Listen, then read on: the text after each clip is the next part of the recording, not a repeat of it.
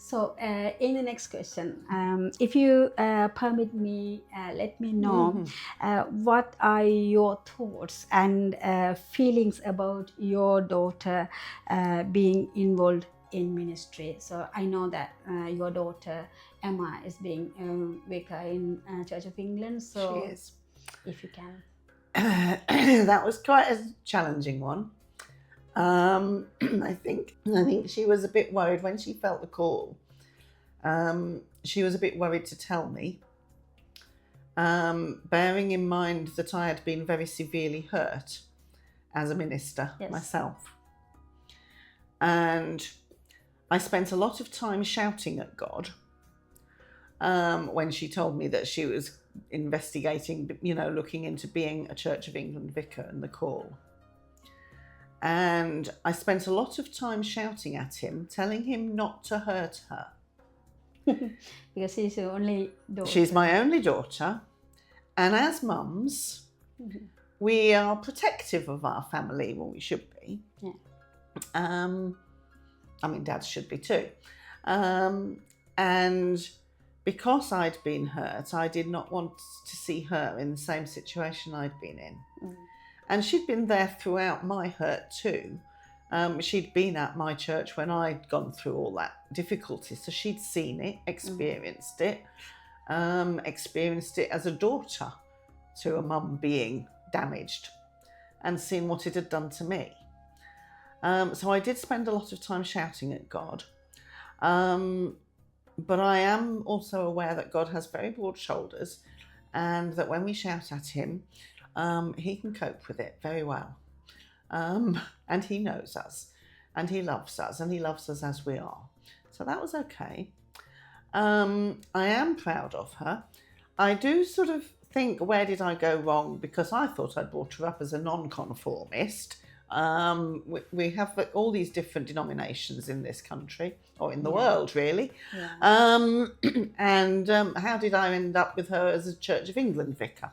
But when I think about it, she did grow up in the Church of England from the age of about 5 to the age of 18 when she moved, when I became the minister of a church. So, it makes more sense, really. And that's where God put her, just like he called me out of the Church of England into a congregational church to be ordained. So, it's... I try and see denominations as just mechanisms, and that actually at heart I'm just a Christian. It doesn't matter. I've been in at least 3 different denominations, 4 maybe, and I just go where God calls me. So it's not about that. It's about being a Christian. It's about following God. As for Emma being a Church of England vicar, I do worry about her because I am aware that they work very hard, and I'm aware how hard she works. And it is not unusual for her to work a 60-hour week. And it's not unusual in the month of December, as she's leading up to Christmas, for her to have maybe 1 day off if she's lucky in the whole month. So it's exhausting.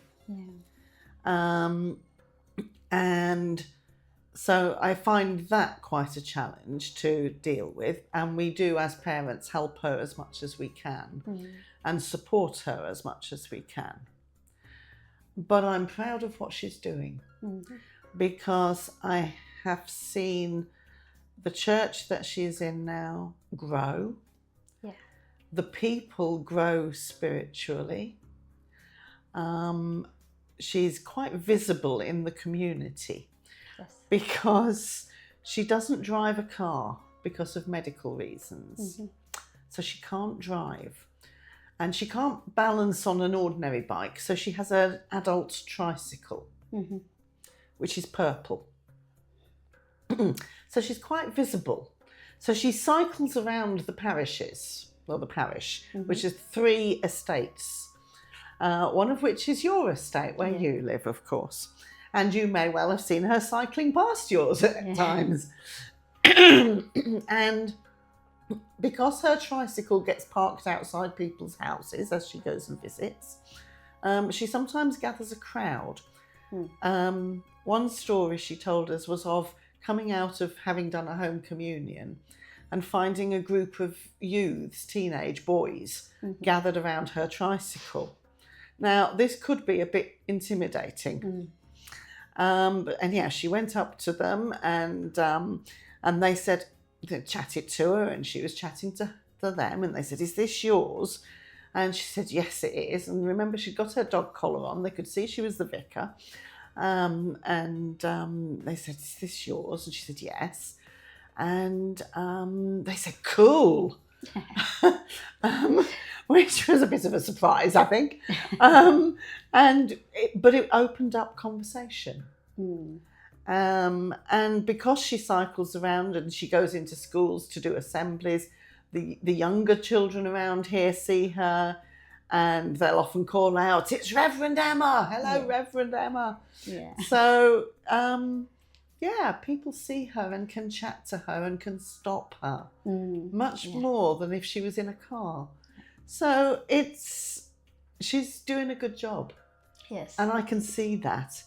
And I can see her love for the people in her parish and her desire to introduce them and to Jesus. Yes.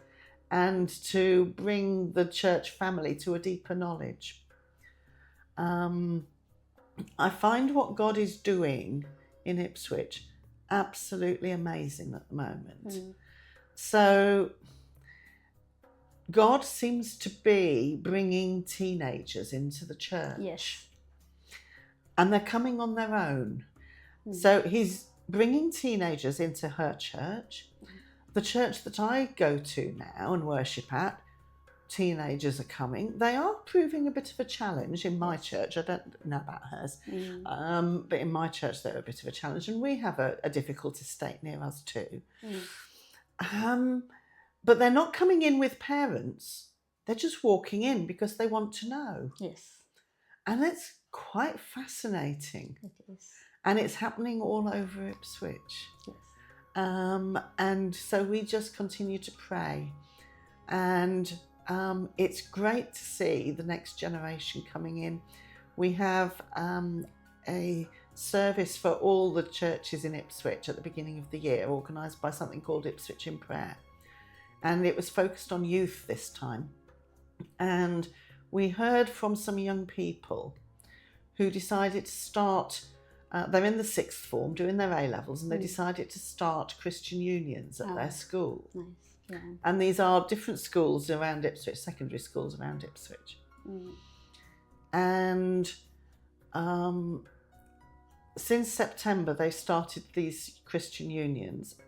Just within the first term, they were growing to 20 to 30 members. And it's encouraging them to talk about their faith, but it's bringing new people, new teenagers, new secondary school pupils into a knowledge of Jesus, and then they're coming into church. And we're seeing the next generation rise up. And God is empowering them, and that's fantastic. Yes. Because when you get to my age of 68, you want to see the younger people coming in. Yes. Because I'm running out of steam. Yeah. So that's true. I understood that because in 2014 I went to Church of England here. At the beginning when I started to live in Ipswich. So I know after a few years it started to fall in the numbers of the member, and now I can see that spiritual growth and the younger people are attending to church. It's really amazing, and I can see God is using her in a great way. And also my younger daughter, she likes Emma. She's a very humble and gentle soul. As you said, she's a great minister. Yes. So we can see. I think her ministry will be powerful wherever it leads her. It is. And I'm really proud of her at the moment because she's just graduated with a degree. So as well as working really hard, so when she went to Vicar College, as we call it, she did 2 years, and she did She did a diploma in theology. Yeah. So when she left college, she had to do a year of curacy, and then she started to do what was called a top-up degree to make it up to a full degree in theology. And this January, we went up to Durham to see her receive her graduation. Oh, And that was really special. And so proud of her, because in the midst of doing this really difficult, challenging, time-consuming job, she also studied. And you know what that's Yes, like. It's yeah. hard work. Yes. So yes, it's really good. And I think she will do lots of different things. And yeah. Wonderful. So it's nice to hear about Emma as well, Emma's ministry as well in this interview. So yeah, let's go for the next question. And there are a nice lot of women vicars in Ipswich. Yes. It's quite interesting. There's a phenomenal number of women. And it's really interesting how they support one another. But they are also supported by the men. Yes, it's true. Yes. The next question. What does it mean biblically to be created in the image of God as a woman? And how does that identify inform our ministry and leadership? I think it's been quite a challenge for women in ministry. Women have to carve their way, and it's not just in ministry, but it's in the whole of society. We often live in patriarchal societies. There are still patriarchal societies around the world, and we see how women are put down.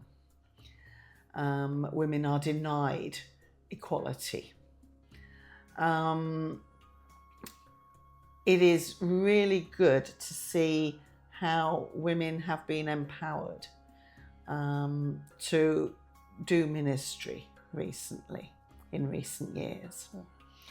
In some denominations, women have always been empowered. Yes. And in fact, we do see it in the Bible. We see that in Paul's letters, which are often used as the reason why women shouldn't be in leadership. But Paul actually encourages Timothy to take after his grandmother and his mother, who clearly are leaders in their local church.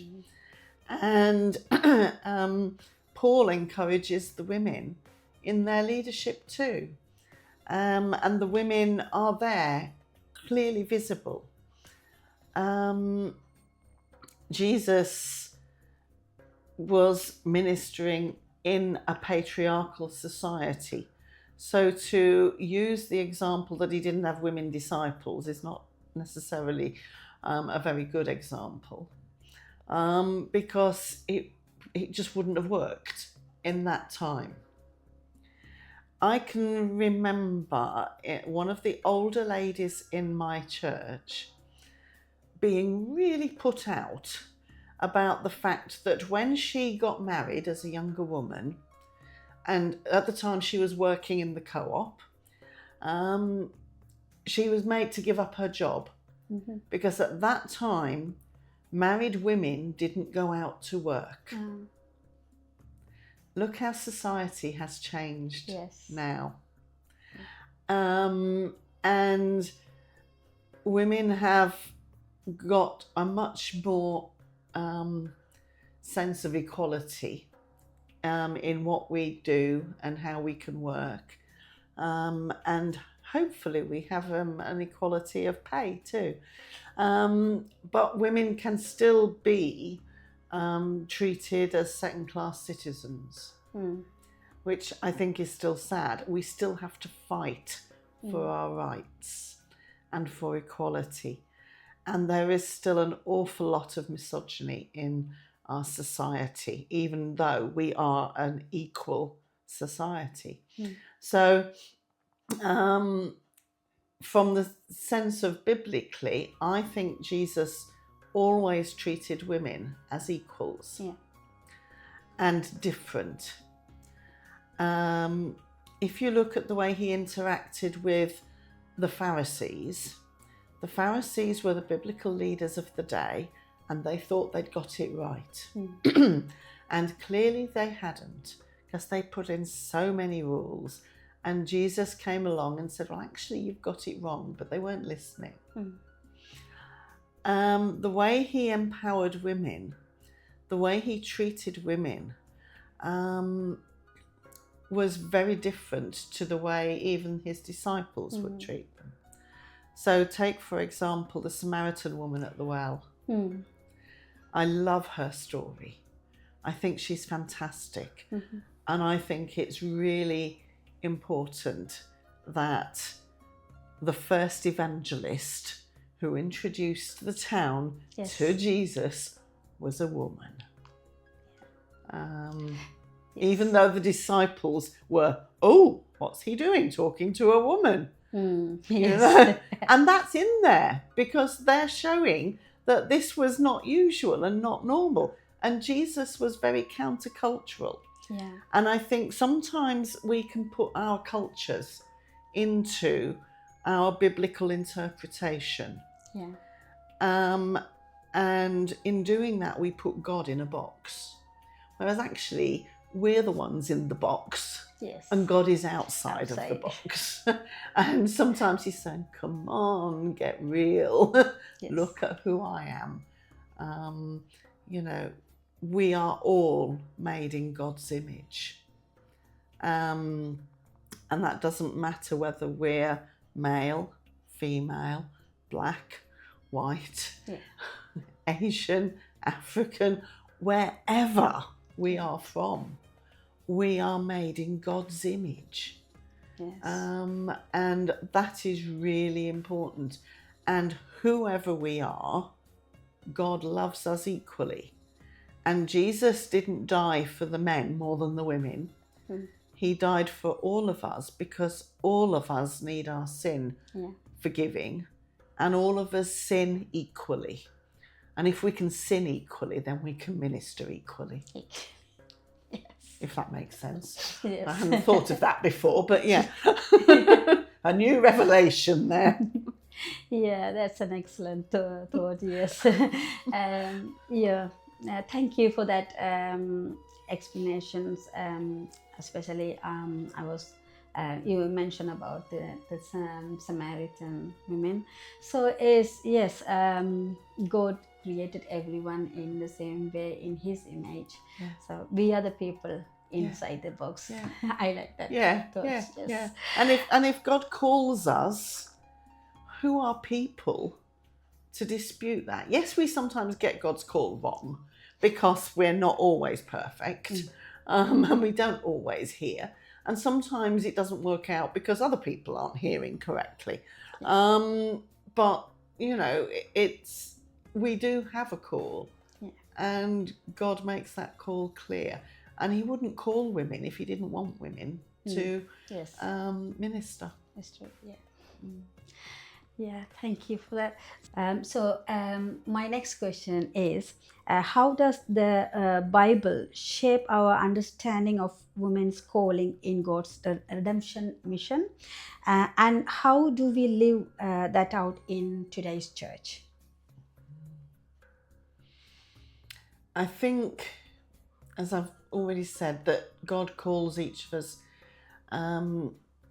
because Jesus died for our sins, and he died for men and women, and his 3-year mission was to both men and women. He took time to speak to men and women. But even in the Old Testament, we see God using women to bring his people into knowledge of who he is. Even people who are outside the Israelites. If you look at Moses, at the time, male babies should have been killed. But God used a woman, Pharaoh's daughter, to save Moses for the ministry that God had for him. And he also enabled Moses' brother and sister to help alongside him in that ministry and that pilgrimage and that journey. And there are examples of God using what society often thinks of as the weakest to fulfill his mission. If you take the example of Naaman in the Old Testament, a man who was powerful and who had a skin disease, and God used a female child servant to introduce Naaman to God and bring healing. So there are examples throughout the Bible. Jesus also treated men and women equally. We've mentioned the Samaritan woman at the well. The other woman who I find really important is the woman caught in adultery. Because I always want to say, okay, was not the man caught in adultery too? They brought the woman to Jesus. Where was the man? It takes two.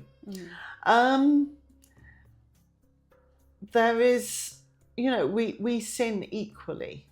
Yes. And Jesus did not condemn her. He told her to change her ways, but he does that to both of us equally. And at the cross, it was the women who were there with Jesus. It was the women who felt his pain most severely, because most of the disciples ran away and hid. And Jesus cared for the women and looked after them in a society where it was acknowledged that they needed men to look after them, purely because of the cultural norms. We have that independence to some extent. And women can fight for women. And it's even more powerful when men fight for the rights of women too. And understand that Jesus died for everyone. And I think if we look through the Bible, it is not just men. Even in patriarchal societies, the women are important. They're there, sometimes in the background, but often at the forefront. Yeah, that's great to hear. It's really wonderful, and it was a blessing to me. I've learned a lot through your answers anyway. Good. So it was really good. So thank you for giving me this interview. I believe this interview will be really useful and blessing to the viewers as well. Good, I hope so. And I would just like to say that go with what God calls you to do. And if you are called to a ministry, go with him. That is what I wanted to ask you. What do you want to say? That trust in God's calling, even if people are saying no, you can't do it. Trust in God's calling and trust that He has the answer, and He will make the way through. And sometimes the race we win. Paul talks about running a race, and I tend to look at it as we're running this race. We may not always win. Sometimes we come fourth. I'm watching the Winter Olympics at the moment, and Great Britain are coming fourth in so many things. They're just missing a medal by the narrowest of margins, and it is heartbreaking to come fourth. But you pick yourself up and you keep moving on. And if God calls you to run a particular race, then go with the calling and keep on the road. And it's about finishing well and about journeying with God. And who knows what your ministry is doing just in the people that you meet around you. Even if people are putting obstacles in your way, your ministry may lead you into ways that you didn't know and couldn't have even grasped when you first think about what God's calling you to do. So keep studying, keep learning, keep growing, and keep looking to God for your empowerment. Yes. So thank you for the blessing words for the viewers as well. Thank you. Thank you.